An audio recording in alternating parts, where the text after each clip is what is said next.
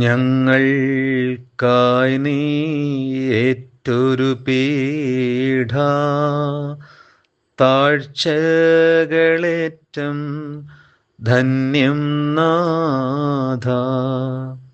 ദൈവ തിരുനാമത്തിന് മഹത്വം ഉണ്ടായിരിക്കട്ടെ. കർത്താവിൽ അനുഗ്രഹീതരെ, രക്ഷാകരമായ കഷ്ടാനുഭവ ആഴ്ചയിലൂടെ നമ്മൾ യാത്ര ചെയ്യുകയാണ്.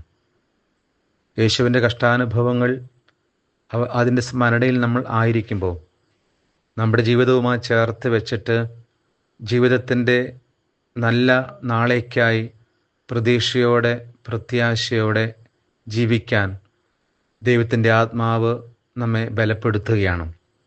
ഒരു കഷ്ടാനുഭവ ആഴ്ചയെ കൂടി നമുക്ക് ആചരിക്കുവാനും ആത്മനിവൃത്തിയിലായിരിക്കുവാനും ദൈവം നമുക്ക് ഭാഗ്യം തരുന്നുവല്ലോ.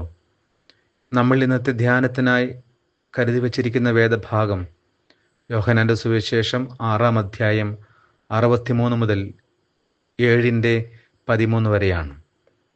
വേദഭാഗത്തിൽ നമ്മൾ പരിശോധിക്കുമ്പോൾ യേശുവിൻ്റെ വചനത്തിൻ്റെ ശക്തിയെ നമ്മൾ കാണുകയാണ്.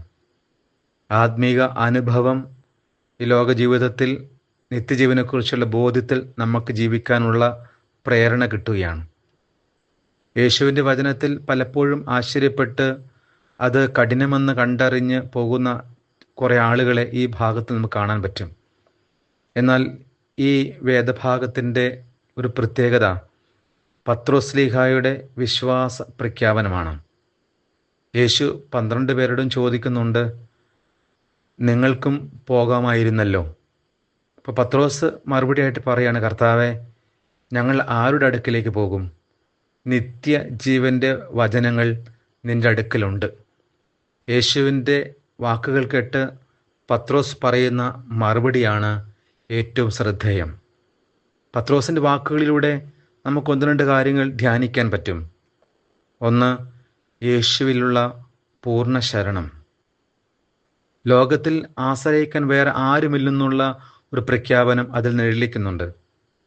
നമുക്കറിയാം, പ്രതിസന്ധികൾ, പ്രശ്നങ്ങൾ, ആകുലതകൾ, രോഗങ്ങൾ, സംഘർഷങ്ങളൊക്കെ ഓരോ ദിവസത്തെ നമ്മുടെ സന്തോഷത്തെ വേട്ടയാടുമ്പോൾ, സന്തോഷം പോയി പോകുമ്പോൾ യേശുവിനടുക്കൽ കിട്ടുന്ന നിത്യജീവൻ്റെ ആ വചനം, ജീവിപ്പിക്കുന്ന വചനം നമ്മെ ബലപ്പെടുത്തുകയാണ്.